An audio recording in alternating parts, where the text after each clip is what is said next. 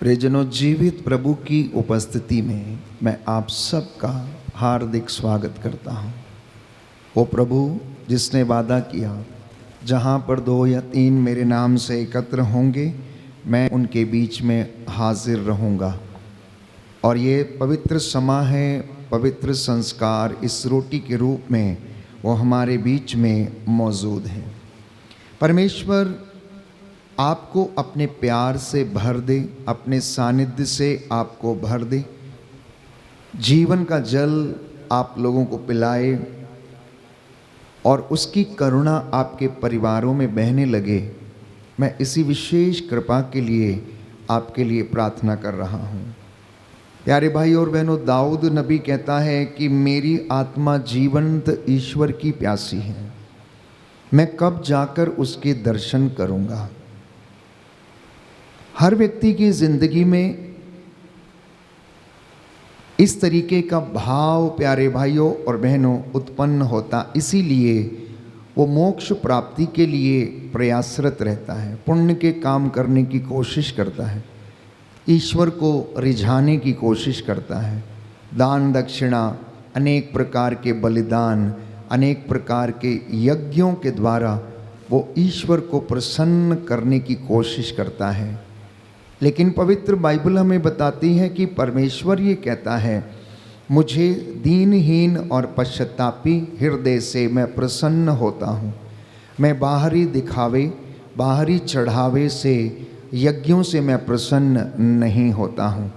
इसलिए प्यारे भाइयों और बहनों, दाऊद नबी जो दीनहीन पश्चातापी हृदय से प्रभु के चरणों में उपस्थित होता है, उसे महसूस होता है कि उसकी आत्मा कितनी व्याकुल है, कितनी प्यासी है, जो परमेश्वर की खोज में लगी रहती है कि कब जाकर वो उसके दर्शन करेगा। क्योंकि अपने स्वास्थ्य की उमंग में दाऊद ने ईश्वर की आज्ञा का उल्लंघन किया, उसने ईश्वर के आदेशों को नहीं माना, उसने ईश्वर की आज्ञाओं का पालन नहीं किया और इसलिए वो प्रलोभन में पड़ गया और उसने अपने आप को ईश्वर से दूर कर डाला।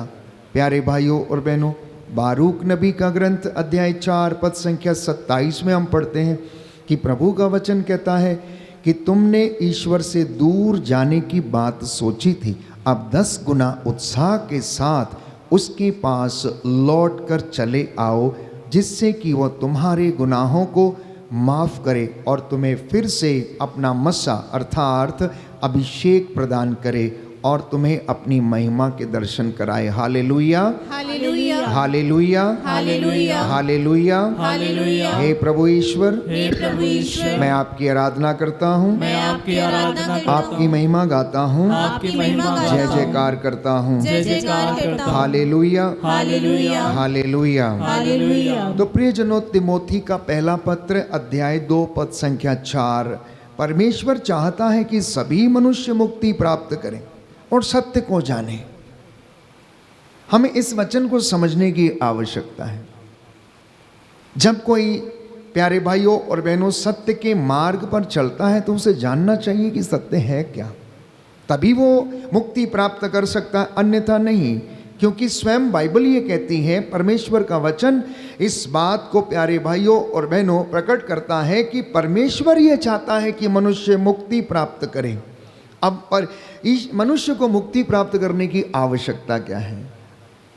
अगर बाइबल के वचनों को हम पढ़ते हैं तो हम पाएंगे कि प्यारे भाइयों और बहनों, ईश्वर ने जब आदम को गढ़ा तो उसने मिट्टी का पुतला बनाया और जब वो बन गया तो उसने उसे लिटाया और उसके नथनों में प्राणवायु फूंक दी और उसमें जीवन आ गया और वो चलने फिरने लगा, वो सजीव प्राणी बन गया। अर्थात ईश्वर का जो अंश, उसकी जो आत्मा थी, रूह के रूप में प्यारे भाइयों और बहनों, और वो उस व्यक्ति के जीवन में काम करने लगी। उस आत्मा ने उसको जीवन प्रदान किया। इसलिए वो आत्मा जब तक इस मिट्टी के बर्तन में कैद रहती है, वो यही चाहती है कि कब उसका समय आए और कब वो अपने सृष्टिकर्ता अर्थात जहाँ से वो आई है वहाँ पर वापस लौट कर चली जाए। इसलिए बाइबल हमें बताती है प्यारे भाइयों और बहनों कि क्या धर्म ग्रंथ अकारण इस बात को कहता है कि जिस आत्मा का समावेश उसने मनुष्य के अंदर किया है अब वो फिर से उसके पास लौटना चाहती है। इसलिए मनुष्य इस दुनिया में जब आता है, सांसारिक चीज़ों का उपभोग करता है और अपना मन उसमें लगाता है, कई बार वो उनमें ही आसक्त हो जाता है, लेकिन आत्मा उस पिंजड़े से आज़ाद होने की पूरी पूरी कोशिश करती है ताकि इस शरीर को छोड़कर वो फिर से जाकर प्यारे भाइयों और बहनों वो ईश्वर से मिल जाए। और यही मेरे और आपके ज़िंदगी की प्रक्रिया है। हम अपने जीवन के 60-70 साल 80 वर्ष इस धरती के ऊपर बिताते हैं और जब हमारा शरीर पंच तत्व में विलीन हो जाता है तो प्यारे भाइयों और बहनों हमारा जो आध्यात्मिक शरीर है, आध्यात्मिक शरीर अर्थात आत्मा, हम ये विश्वास करते हैं कि वो परमेश्वर में जाकर लीन होती है, लेकिन उसमें लीन होने से पहले उस आत्मा की तैयारी करना हमें नितांत आवश्यक है। इसलिए प्रभु यीशु ने कहा मनुष्य को इससे क्या लाभ यदि वो सारा संसार प्राप्त कर ले लेकिन अपनी आत्मा गंवा दे। उस व्यक्ति को इन सारी चीजों से क्या लाभ जिसके पास सब कुछ है लेकिन अंतःकरण मरा हुआ है, जिसका इनर कॉन्शियस डेड है। और जब उसका अंतःकरण मर जाता है तो वो अनेक प्रकार के ऐसे बुरे कर्मों में फंस जाता है, गुस्सा करता, क्रोध करता, ईर्ष्या करता, द्वेष करता, लड़ाई करता, झगड़े करता, मारता, काटता और हर तरफ उजाड़ने की कोशिश करता है। जैसा कि योहन के सुसमाचार अध्याय 10 पद संख्या 10 और उससे आगे हम पढ़ते हैं कि चोर चुराने, मारने और नष्ट करने आता, लेकिन मानव पुत्र इसलिए आया है कि तुमको जीवन मिले, तुम्हारी आत्मा को जीवन मिले, आत्मा के साथ साथ इस शरीर को भी जीवन मिले, तंदुरुस्ती मिले। तुम अपना जीवन खुशी से इस धरती के ऊपर जियो और जितने साल परमेश्वर ने तुम्हें दिए हैं उसमें उसका आप आनंद ले सको, उसकी सृष्टि का आप लुफ्त ले सको, आनंद उठा सको और उसकी स्तुति और जय जयकार करते रहो। Hallelujah, hallelujah, hallelujah, hallelujah. हे प्रभु यीशु, हे प्रभु यीशु, मैं विश्वास करता हूँ मैं विश्वास आप करता मुझसे हूँ, बातें कर रहे हैं। आप मुझसे बातें कर रहे हैं। Hallelujah, hallelujah. हे प्रभु यीशु, हे प्रभु यीशु, आपका एक एक वचन आपका एक एक वचन मेरे अंतःकरण को शुद्ध करे मेरे अंतःकरण को शुद्ध करे और आशीष प्रदान करे। और आशीष प्रदान करे। Hallelujah, hallelujah, hallelujah, hallelujah, hallelujah. Hallelujah. तो नई व्यवस्थान में तिमोथी के पहले पत्र अध्याय 2 पद संख्या 5 में हम पढ़ते हैं क्योंकि केवल एक ही ईश्वर है तथा मनुष्यों के केवल एक ही मध्यस्थ है अर्थात ईसा मसीह, जो पिता के दाहिने विराजमान है और निरंतर क्या करता है? प्रार्थना करता है, बिचवाई करता है। किसके लिए?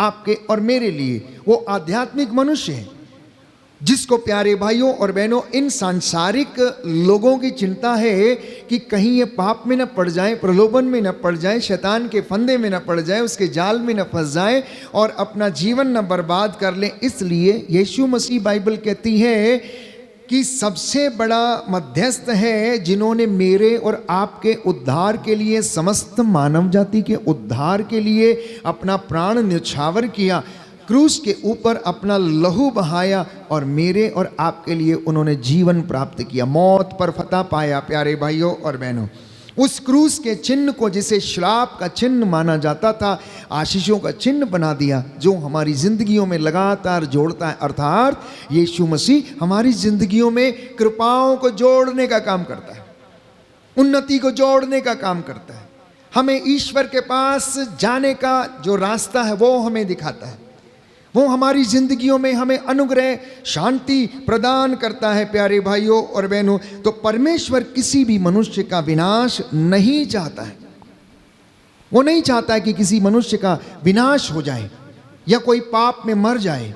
प्रभु नहीं चाहता है, क्योंकि बाइबल हमें बताती है मैंने ही तो इन्हें बनाया है, मैंने ही तो इनकी रचना की है, मैंने ही तो इन्हें गढ़ा है। वो क्यों चाहेगा किसी मनुष्य का विनाश हो और वो पाप में मर जाए? प्यारे भाइयों और बहनों, फिर बाइबल हमें बताती है कि दंड हमारी जिंदगी में क्यों आता है, क्यों हम कष्ट भोगते हैं, क्यों हम अपनी जिंदगी में परमेश्वर से दूर चले जाते हैं। बाइबल कहती है कि ईश्वर से दूर जाने का परिणाम तुम अच्छी तरीके से जानते हो। ईश्वर से दूर जाने का परिणाम तुम अच्छी तरीके से जानते हो। एक बच्चा अगर अपने माता पिता से विलग हो जाता है तो वो उससे दूर जाने का परिणाम अच्छी तरीके से समझता है, जानता है, आंसू बहाता है, रोता रहता है। प्यारे भाइयों और बहनों, कब जाकर उससे मिलेगा, कब जाकर उसके दर्शन करेगा, कब जाकर उसके प्यार को वो क्या महसूस करेगा। उसी तरीके से आत्मा भी प्यारे भाइयों और बहनों जो दूर चली जाती है, इसी तरीके से बाद में रोने लगती है। उड़ाऊ पुत्र का दृष्टांत मेरे और आपके लिए एक सर्वश्रेष्ठ उदाहरण है कि जब वो अपने पिता से अलग हुआ तो उसे प्यारे भाइयों और बहनों सब बातों का एहसास हुआ। उसने दुख देखा, कष्ट देखा, और अपनी जिंदगी में उसने ऐसी जगह पर उसे जगह मिली, ऐसा खाना उसे खाने को मिला जो कि जानवर खाते थे, और जानवरों के साथ वो रहा, क्योंकि वो होश में नहीं था।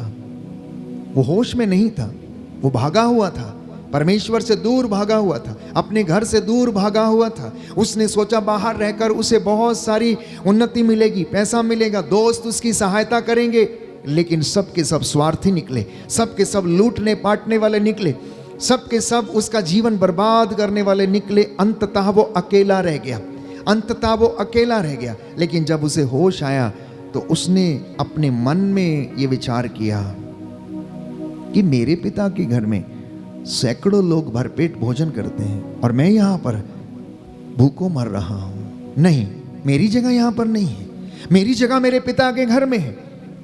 अब मैं उठूंगा, मैं जाऊंगा और मैं कहूंगा कि पिताजी, मैंने आपके और स्वर्ग के विरुद्ध पाप किया, इसलिए मुझे अपने नौकरों में से एक रख लीजिए, क्योंकि मैं आपका बेटा कहलाने के योग्य नहीं हूं। ये उसका दीनहीन पश्चातापी हृदय का पछतावा था।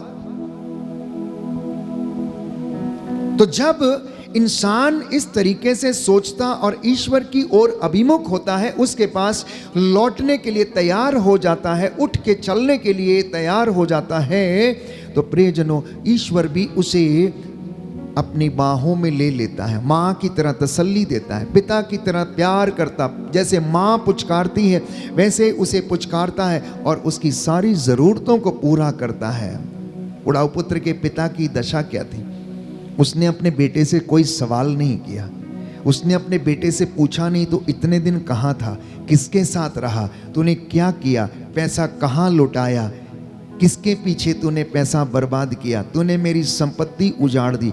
एक भी सवाल उसने नहीं पूछा। प्यारे भाइयों और बहनों, ये परमेश्वर की खासियत है कि जब आप और मैं उसके पास जाते हैं तो वो आपसे और मुझसे सवाल नहीं पूछता कि तुमने क्या सोच के ये पाप किया था, तुम मुझसे क्यों दूर चले गए थे, परंतु वो आपको गले लगाने के लिए तैयार रहता है, आपके पैरों में चप्पल पहनाने के लिए तैयार रहता है, आपको नया कुर्ता, नया कपड़ा, नई चीज़ें देने के लिए तैयार रहता है, हाथ में अंगूठी डालने के लिए तैयार रहता है, क्योंकि वो आपको सम्मानित करना चाहता है, वो आपको प्यार करता इसलिए क्योंकि आपको उसने बनाया है, उसकी आत्मा आपके अंदर निवास करती है।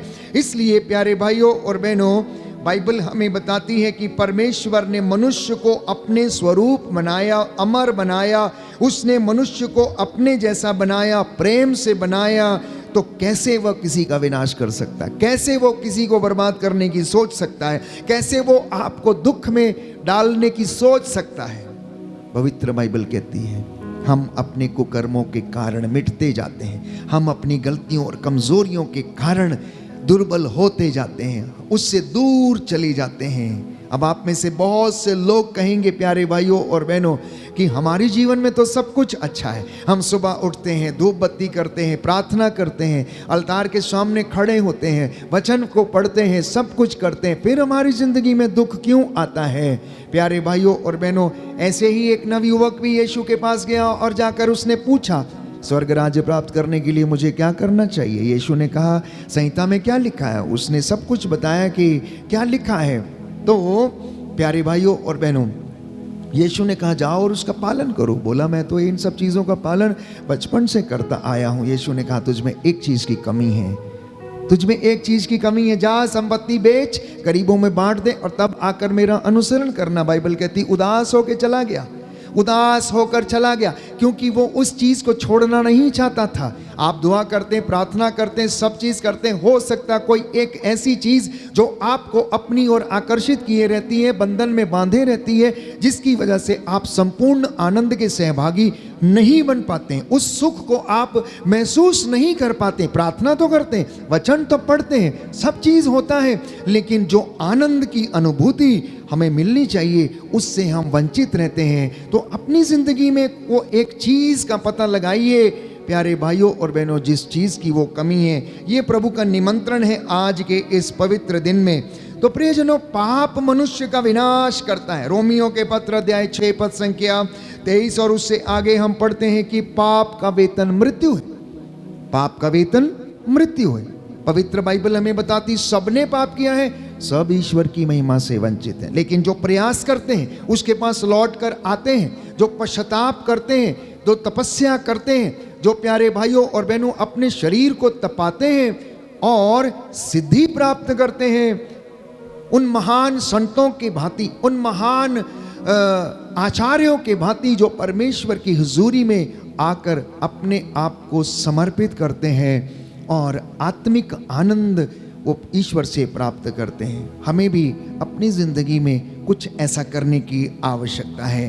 तो परमेश्वर ने आदम और हवा को अदन वाटिका में रखा था, लेकिन आज्ञा उल्लंघन के कारण वे लोग परमेश्वर से क्या हो गए, दूर चले गए, दूर चले गए। बाइबल में बार बार हम पढ़ते हैं, जितनी बार आप उत्पत्ति ग्रंथ पढ़ेंगे हमें यही पता लगता है कि आदम और हेवा ने ईश्वर की आज्ञा का उल्लंघन किया और वे उनके अंदर पाप प्रवेश कर गया, अपराध बोध उन्हें खाने लगा। वो जाकर अपने आप को झाड़ियों में छिपाते हैं, अपने लिए कुछ इस तरीके का प्रबंध करते हैं कि किसी तरीके से उनका तन ढक जाए, पत्तों के कपड़े बनाकर पहनने का वो प्रयास करते हैं। प्यारे भाइयों और बहनों, हमारी जो नग्नता है वो सांसारिक वस्तुओं से नहीं ढक सकती। हमारा जो अपराध बोध है वो सांसारिक बातों से समाप्त नहीं हो सकता है जब तक कि परमेश्वर का अनुग्रह हम पर ना उतरे, जब तक कि उसका अभिषेक हमारे जीवन में ना आए, जब तक उसका सानिध्य हमें ना घेरे, जब तक वो हमें ऊपर ना उठाए, जब तक वो हमें आज़ाद ना करे, जब तक वो हमारे लिए प्यारे भाइयों और बहनों प्रबंध ना करे, हम में से कोई भी उसके नज़दीक नहीं आ सकता। बाइबल कहती परमेश्वर जिसे चाहता उसे ऊपर उठाता, जिसे नहीं चाहता अधोलोक तक नीचे गिरा देता है। Hallelujah, hallelujah, hallelujah, hallelujah. Yeshu की स्तुति हो, यीशु की स्तुति हो, यीशु को धन्यवाद, यीशु को धन्यवाद, यीशु की आराधना हो, यीशु की आराधना यीशु की हो, महिमा हो, यीशु की महिमा यीशु को हो, धन्यवाद, यीशु को धन्यवाद। Hallelujah, hallelujah, hallelujah. हालेलुया। तो आदम और हेवा ने भी कुछ ऐसा ही किया। उन्होंने अपनी समझ के अनुसार अपने उस अपराध बोध को ढकने की कोशिश की, अपनी गलती को ढकने की कोशिश की, अपने आप को सिद्ध करने की कोशिश की, लेकिन कर नहीं पाए, कर नहीं पाए। ईश्वर जानता था कि इनके पाप का जो प्यारे भाइयों और बहनों इनको जो छुटकारा मिलेगा वो ऐसे नहीं मिलेगा जब तक कि अब इनके लिए किसी निर्दोष मेमने का रक्त ना बहाया जाए, तब तक इनके पापों से इनका उद्धार नहीं होगा, इन्हें मुक्ति नहीं मिलेगी, उस पाप का दंश नहीं मिटाया जा सकता। इसलिए पहले पहल उत्पत्ति ग्रंथ में हम पढ़ते ईश्वर ने मेमने का वध किया और आदम और हवा के लिए उसकी खाल से वस्त्र बनाए। ये इस बात का प्रतीक था कि बिना रक्त बहाए पापों की क्षमा नहीं मिलेगी। इसलिए विधि के विधान में ईश्वर ने प्रारंभ से ही योजना बना डाली कि मनुष्य के पापों का जो उद्धार होगा वो निर्दोष मेमने के रक्त के बहाए जाने के द्वारा होगा। और वो निर्दोष मेमना है स्वयं ईश्वर का इकलौता बेटा प्रभु यीशु क्रिस्त, जो आदि में शब्द था, शब्द ईश्वर के साथ था और शब्द ही ईश्वर था, वो प्रारंभ से है, प्रारंभ से था और हमेशा हमेशा तक रहेगा। वो अंत है, आदि है, अल्फा है और ओमेगा है। उसी के द्वारा उद्धार है प्यारे भाइयों और बहनों। वही स्वर्ग जाने का रास्ता है, वही पिता के पास हमें पहुंचाने का मार्ग है। ये पहला संकेत था प्यारे भाइयों और बहनों कि अपनी योजना के तहत परमेश्वर अब एक मुक्तिदाता को प्रकट करेगा। जैसा कि यशायाह नबी के ग्रंथ में हम पढ़ते हैं, बाइबल हमें बताती है कि एक कुंवारी गर्भवती होगी, वो एक पुत्र जनेगी और उसका नाम क्या रखेगी? ईसा रखेगी, जिसका अर्थ है इमैनुएल, अर्थात ईश्वर हमारे साथ है। वो हमारे दुखों को अपने ऊपर लेगा, वो हमारे दुखों से लदा हुआ होगा, वो उसे प्रताड़ित करेंगे और उसके घावों के द्वारा हम भले चंगे होंगे। उसके घावों के द्वारा हम भले चंगे होंगे। जो उसकी ओर देखेगा वो मुक्ति प्राप्त करेगा और उद्धार पाएगा प्यारे भाइयों और बहनों। तो आज्ञा भंग कर जब उन आदम और हेवा ने की, उन्होंने फल खाया और उन्हें पता लगा कि अब वो नंगे हैं, इसलिए उन्होंने प्रयास किया कि किसी तरीके से अपने तन को ढकें। कपड़े, उन्होंने पत्तों के कपड़े बनाए, लेकिन ये उनके लिए पर्याप्त नहीं था। उन्होंने ईश्वर का प्रतिरूप, जो स्वरूप था, वो खो दिया। इसलिए प्यारे भाइयों और बहनों, मनुष्य जो था साधारण व्यक्ति बन गया, साधारण व्यक्ति बन गया, जिसका हृदय बुराई की ओर भी जाने लगा, अच्छाई की ओर भी जाने लगा, पाप में भी जाने लगा, पुण्य में भी जाने लगा। वो एक साधारण मनुष्य बन गया, चलता फिरता, जीता जागता, अदन वाटिका में टहलता हुआ। प्यारे भाइयों और बहनों, उस समय जब वो पवित्रता में था, जब वो अभिषेक में था, ईश्वर के प्रतिरूप में था, तो ईश्वर के दर्शन करता था। अब ईश्वर ने क्या सोचा कि अगर मैं इसके दिल के अंदर अपने आप को छिपा लेता हूं, तो यही इसकी तपस्या होगी मुझ तक पहुंचने की। इसलिए ईश्वर ने क्या किया? अपने आप को प्यारे भाइयों और बहनों मनुष्य के हृदय में छिपा लिया, क्योंकि उसे मालूम था कि इंसान अपना दिल कभी नहीं टटोलेगा। वो हमेशा दूसरों की ओर देखेगा, वो हमेशा दूसरों को देखेगा। प्यारे भाइयों और बहनों, एक सुंदर दोहा मुझे याद आ रहा है इस वक्त। बुरा जो देखन मैं चला, बुरा ना मिलया कोई, जे मन खोजा अपना, मोह से बुरा ना कोई। कि जब कहता है मैं बुरा देखने चला था, मुझे कोई बुरा मिला ही नहीं, लेकिन जब मैंने अपना मन खोजा तो मुझसे बुरा कोई भी नहीं था इस दुनिया में, मुझसे बुरा कोई भी नहीं था। तो ईश्वर को मालूम है प्यारे भाइयों और बहनों कि इंसान अपना हृदय कभी भी नहीं खोजता। वो ईश्वर को ढूंढने के लिए इधर उधर जाता रहेगा, तीर्थ करता रहेगा, मसीह मसाणों में जाके खोजता रहेगा, पर्वतों पर ढूंढेगा, इधर उधर गुफाओं में उसे ढूंढेगा, लेकिन वो कभी मिलेगा नहीं, वो कभी मिलेगा नहीं। इसलिए प्यारे भाइयों और बहनों, मैं समझता हूँ कि ईश्वर मनुष्य के हृदय में अंदर जाके छुप के बैठ गया और चुप के बैठ गया। इसलिए जिस दिन खोजना है, अपने हृदय को खोजना, उसके अंदर झांक कर देखना, वो आपको मिल जाएगा। उससे बातें करना, वो आपसे बातें करेगा। जब इसके अंदर से ममता फूट निकलेगी, जब इसके अंदर से करुणा फूट निकलेगी, जब इसके अंदर से प्यार बह निकलेगा प्यारे भाइयों और बहनों, तो वो आपसे बातें करने लगेगा। आपको ईश्वर को ढूंढने की कहीं जरूरत नहीं है, वो इधर उधर नहीं रहता है, वो तो आपके भीतर रहता है। बाइबल हमें बताती है, संत पौलुस लिखता है कुरिन्थियों के पत्र में, प्यारे भाई और बहनों, क्या आप नहीं जानते कि आपका हृदय परमेश्वर का मंदिर है? जो उसमें निवास करता है, जो उसे नष्ट करेगा, परमेश्वर उसे नष्ट कर देगा।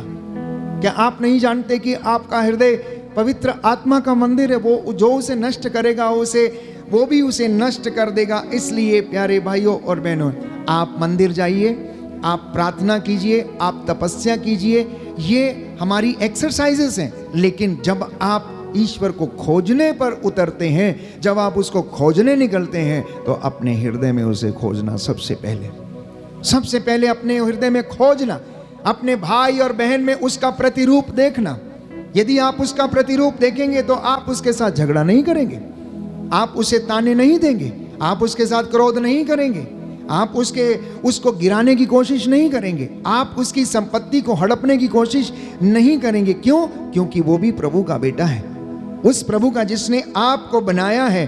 तो इसलिए प्यारे भाइयों और बहनों, बाइबल हमें बताती है कि उन स्वर्गदूतों ने जिन्होंने ईश्वर के विरुद्ध विद्रोह छेड़ दिया था, युद्ध किया, परमेश्वर ने उन्हें दंड दिया। लूसीफर के साथ पवित्र बाइबल हमें बताती है उन्हें धरती पर पटक दिया गया। पेतरुस का दूसरा पत्र अध्याय 2 पद संख्या 4 में हम पढ़ते हैं, नरक ऐसी जगह है जो शैतान और उसके प्रपंचों के लिए बनाई गई है।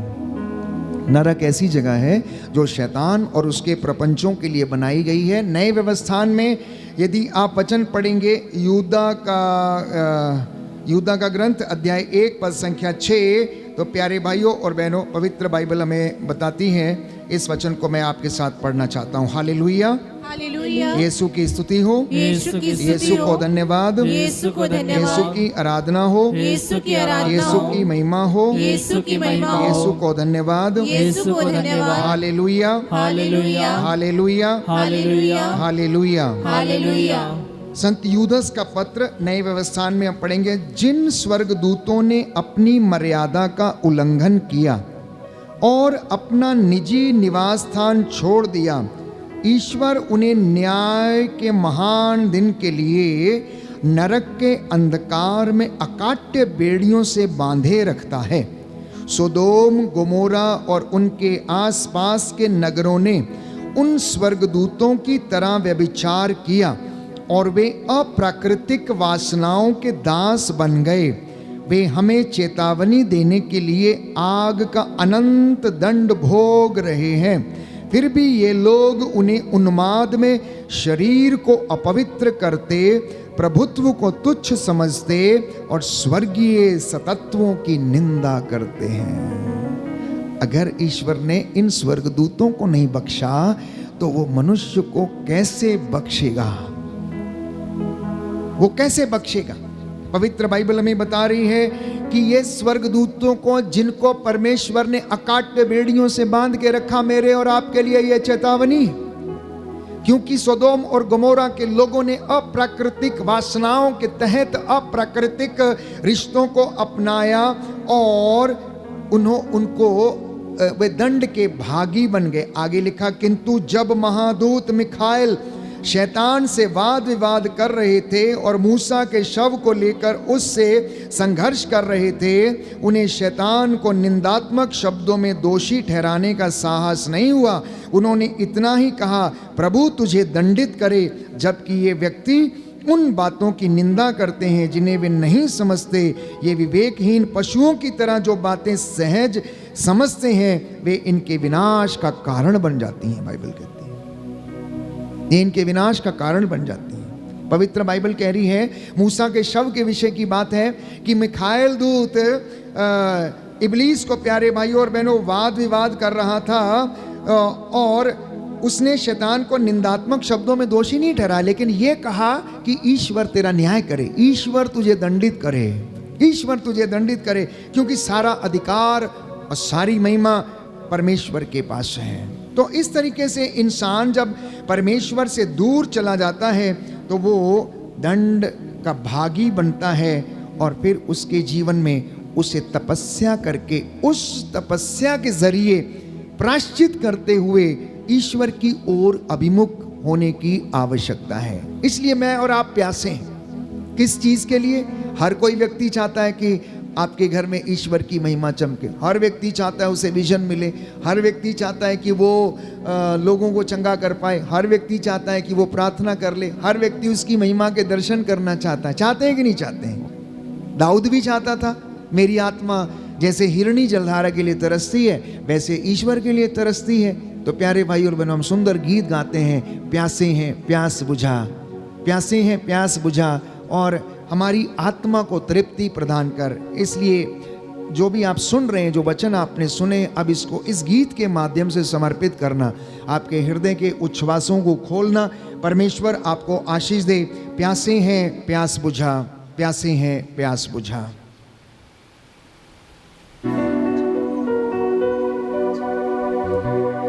प्यासे हैं प्यास बुझा, चश्मे बहा यीशु चश्मे बहा।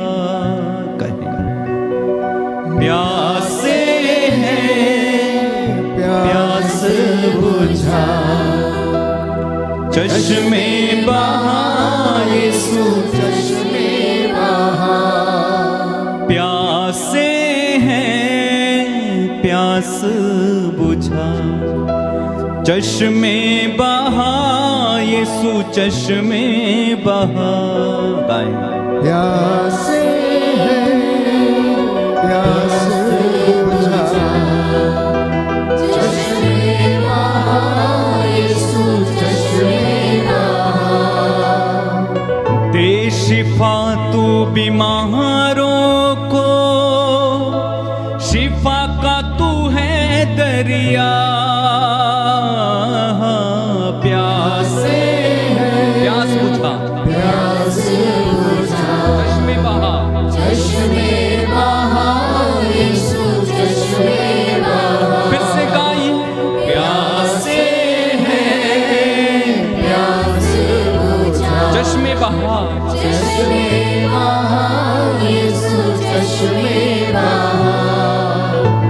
दे शिफा तू बीमारों को, शिफा का तू है दरिया।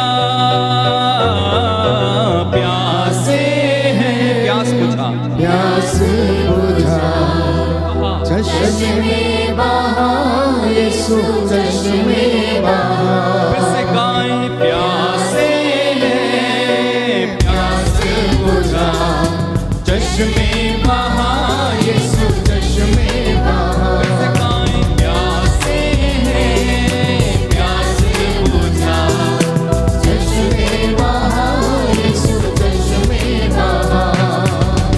जंगल में जिसने था पिलाया, बनकर अमृत जल वो आया।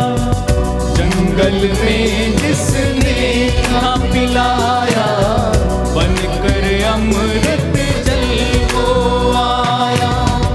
जंगल में जिसने था पिलाया, बनकर अमृत जल वो आया।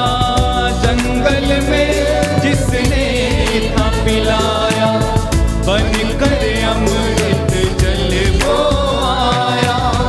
अमृत जल दे बहा, शिफा का तू है दरिया।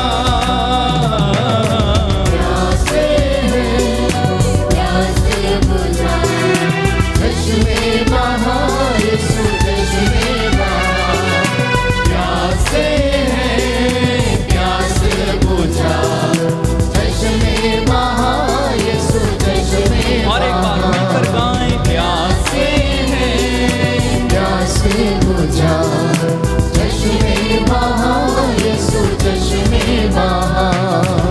जीवन जल का तू है सोता, बहती नदियां जो तेरा होता।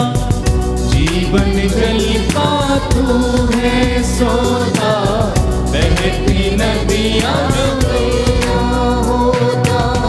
जीवन जल का तू है सोता, बहती नदियां जो तेरा होता। जीवन जल का तू है सोता, बहती नदियां जो तेरा होता। बहने दे मुझ में मसा, शिफा का तू है दरिया। प्यासे हैं प्यास गाइए गाइए हालेलुया।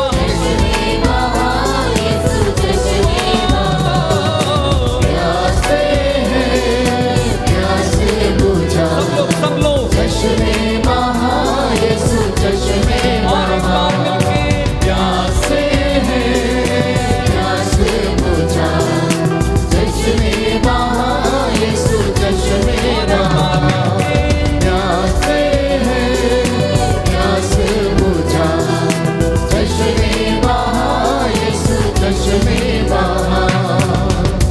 जख्मों को यीशु ही भरता, सब रोगों को चंगा करता। जख्मों को यीशु ही भरता, सब रोगों को चंगा करता।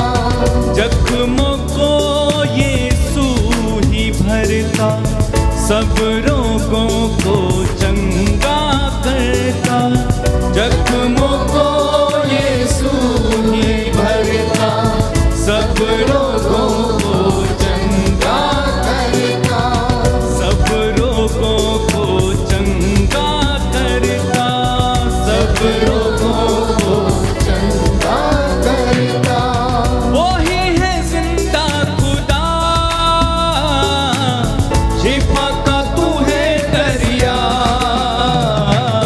प्यासे हैं प्यासे बुझा, चश्मे बहा यीशु चश्मे बहा।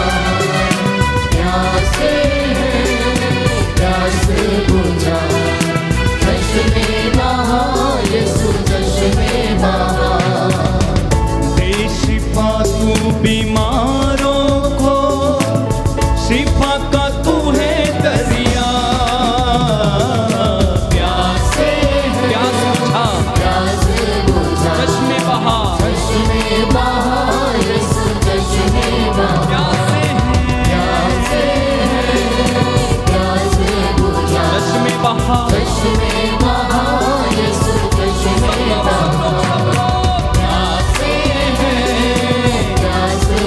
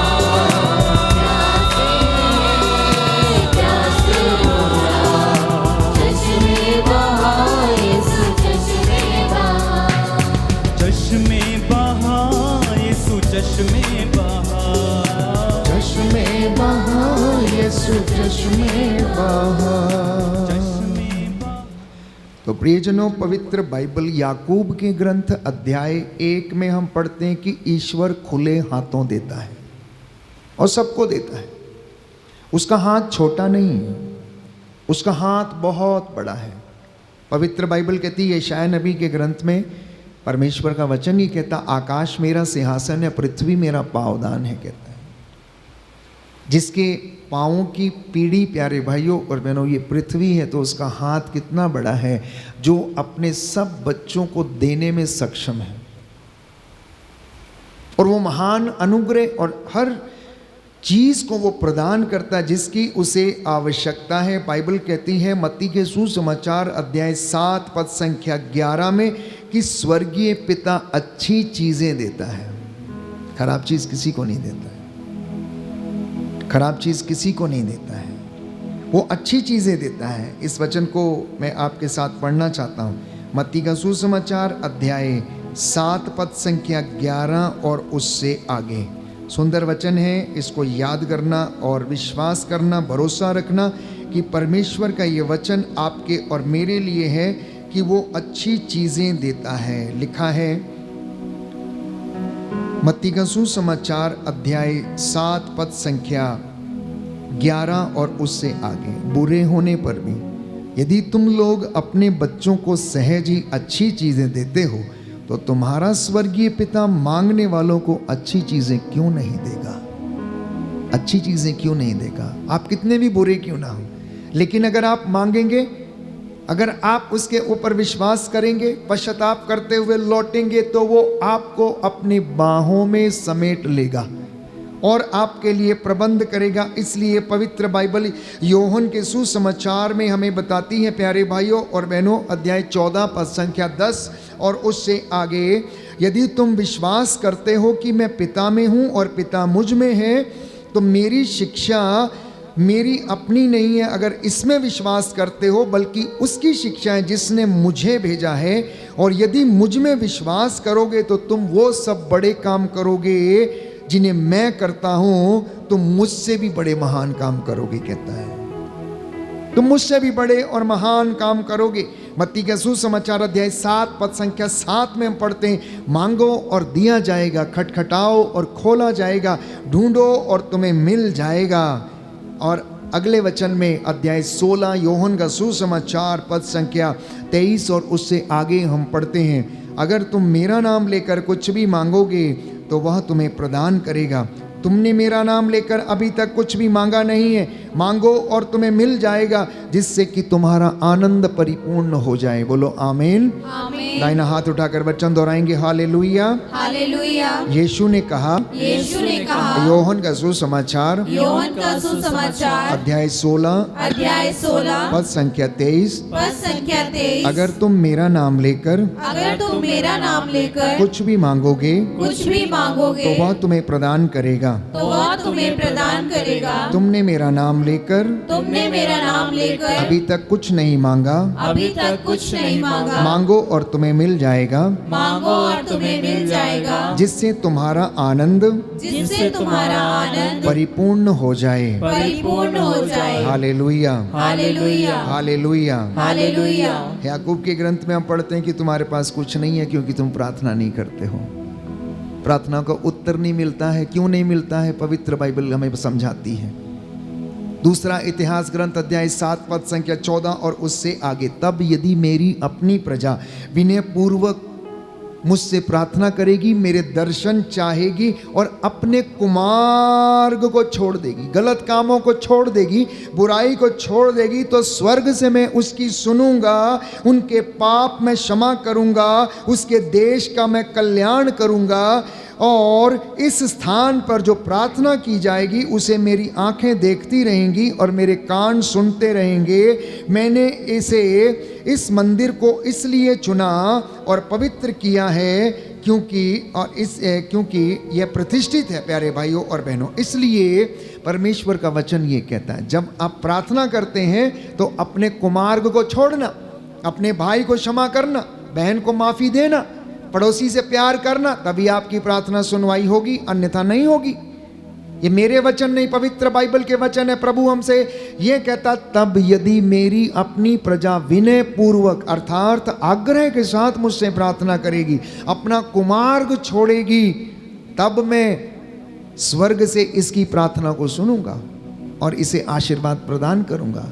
इस स्थान पर जो प्रार्थना की जाएगी, अर्थात आपके घर में जो प्रार्थना की जाएगी, ईश्वर कहता उसे मेरी आंखें देखती रहेंगी और मेरा कान सुनता रहेगा। कभी कभी हमारी प्रार्थनाएं स्वार्थ की प्रार्थनाएं हैं। प्रार्थना बहुत है, लेकिन हाँ, पड़ोसी को क्षमा नहीं है, भाई को क्षमा नहीं है, बहन को क्षमा नहीं है, जिन्होंने हमारे साथ गलत किया हम उन्हें क्षमा करने में असमर्थ रहते हैं। यीशु ने स्वयं कहा, यदि तुम दूसरों के अपराध क्षमा नहीं करोगे, तुम्हें भी क्षमा नहीं किया जाएगा। सबसे पहली शर्त यह है, यदि स्वर्ग राज्य में प्रवेश करना है तो सबको क्षमा करना पड़ेगा, पवित्रता में आना पड़ेगा, अपने आप को स्नान करना पड़ेगा, ताकि हमारी आत्मा किसी बोझ को लेकर उसमें प्रवेश ना करे। ये शर्तें हैं प्यारे भाइयों और बहनों स्वर्ग में प्रवेश करने की। तो सुलेमान की प्रार्थना क्या थी? जब सुलेमान जब ईश्वर से प्रार्थना कर रहे था, तो जब हम पश्चाताप करते हैं और दीन भाव से प्रभु के पास हम लौट कर चले आते हैं, उसे हम पुकारते हैं प्यारे भाइयों और बहनों, वो हमें आशीर्वाद भी देता, अनुग्रह भी देता है और हमें अपना अभिषेक भी प्रदान करता। सुलेमान ने कहा, ना तो मुझे सोना चाहिए, ना मुझे चांदी चाहिए, बल्कि मुझे तेरी प्रजा पर शासन करने का निस्वार्थ भाव प्रदान कर, मैं निष्पक्ष रूप से तेरी प्रजा का न्याय कर सकूं। ईश्वर ने क्या कहा? देख, तूने अपने लिए कुछ नहीं मांगा, ना सोना ना चांदी, कुछ भी नहीं मांगा, सिर्फ तुमने क्या मांगा? विवेक मांगा, बुद्धि मांगी, जो कि परमेश्वर से शुरू होती है। विवेक प्यारे भाइयों और बहनों, बुद्धि, ज्ञान की शुरुआत परमेश्वर से शुरू होती है। और सुलेमान ने इसके लिए प्रार्थना किया। परमेश्वर ने कहा, चूंकि तूने ये सब नहीं मांगा, केवल विवेक मांगा, ज्ञान मांगा, बुद्धि मांगी, ताकि तू मेरी प्रजा का निष्पक्ष न्याय कर सके, मैं सारी चीजें भी तुम्हें प्रदान करता हूं। तेरी बराबरी कोई नहीं कर सकेगा। पूरे प्यारे भाइयों और बहनों, सृष्टि में उसके समान, सुलेमान के समान कोई भी व्यक्ति नहीं है। पवित्र बाइबल हमें बताती है, परमेश्वर ने उसे बुद्धि के साथ साथ, विवेक के साथ साथ संसार की हर वो शान शौकत और वो चीज़ उसे प्रदान की। इसलिए पवित्र बाइबल हमें कहती है कि सबसे पहले हम ईश्वर को खोजें, उस विवेक को खोजें, ज्ञान को खोजें, जो हमें सत्य के मार्ग पर आगे बढ़ने की कृपा प्रदान करेगा। इसलिए यीशु ने कहा, सबसे पहले ईश्वर और उसके राज्य और उसकी धार्मिकता की खोज करना, बाद में बाकी चीज़ों की खोज करना, और वो तुम्हें यूं ही मिल जाएंगी। इसलिए प्यारे भाइयों और बहनों, आज हम प्रार्थना करेंगे एक दूसरे के लिए, अपने लिए, कि परमेश्वर मुझे और आपको बल, बुद्धि, ज्ञान प्रदान करे, जिससे कि मैं और आप उसकी हुजूरी में रहकर उसकी आशीषों को ग्रहण कर सकें। वो हमें विजय दिलाता है। परमेश्वर मेरे और आपके लिए प्रबंध करता है। आंखों को बंद करें, कुछ क्षणों के लिए मौन हो जाएं, मौन हो जाएं। सत्य के ज्ञान प्राप्त करने के लिए प्रार्थना करें, सत्य का ज्ञान प्राप्त करने के लिए प्रार्थना करें, अपने अहंकार से छुटकारा पाने के लिए प्रार्थना करें, अपने ईगो से छुटकारा पाने के लिए प्रार्थना करें। परमेश्वर की स्तुति और महिमा करने के लिए सामर्थ्य मांगे। बाइबल कहती है, यदि कोई धनी बनता है तो वो परमेश्वर के अनुग्रह से, उसकी कृपा से, अन्यथा नहीं। परमेश्वर की नजरों में धनी व्यक्ति वो नहीं जिसके पास शान शौकत, पैसा या सब चीजें हैं, परंतु जिसका आचरण अच्छा है, जो दुष्टों की संगति में बैठता नहीं है, जो विनम्र हृदय है, जो दीनहीन है, पश्चातापी है, परमेश्वर उसके हृदय से प्रसन्न होता है। ये पवित्र समय है, हम उसके लहू में नहाएं और अपने आप को शुद्ध करें, पवित्र करें। उसका वचन हमने सुना है। प्यारे भाइयों और बहनों, प्रभु चाहता है कि हम उसके पास लौट कर चले आएं।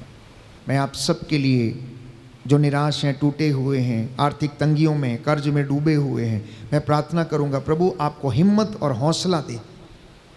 जो बीमार हैं, रोगी हैं, कष्ट में हैं, दुर्घटनाग्रस्त हो गए, प्रभु आपको दुख सहने की शक्ति प्रदान करें। मैं आपके लिए प्रार्थना करूंगा, जो आपकी योजनाएं हैं, वैवाहिक जीवन की योजनाएं हैं, प्रभु को पसंद आएं, वो आपके लिए एक अच्छे जोड़े का प्रबंध करे, अच्छे पार्टनर का प्रबंध करे। उसकी योजनाएं आपके परिवार में, जीवन में, बिजनेस में, कामकाज में पूरी हों। समर्पित करना, अपने हृदय को खोलना प्रभु के सामने, और एक एक बात के लिए उसकी स्तुति करना, सुख के लिए, दुख के लिए उसकी प्रशंसा करना, धन्यवाद देना। उसने हमें ये सुंदर मौका दिया है ताकि हम उसकी हजूरी में खड़े होकर उसकी महिमा कर सकें और उसका धन्यवाद करें। यीशु के लहू में नहाएं, यीशु के लहू में नहाएं।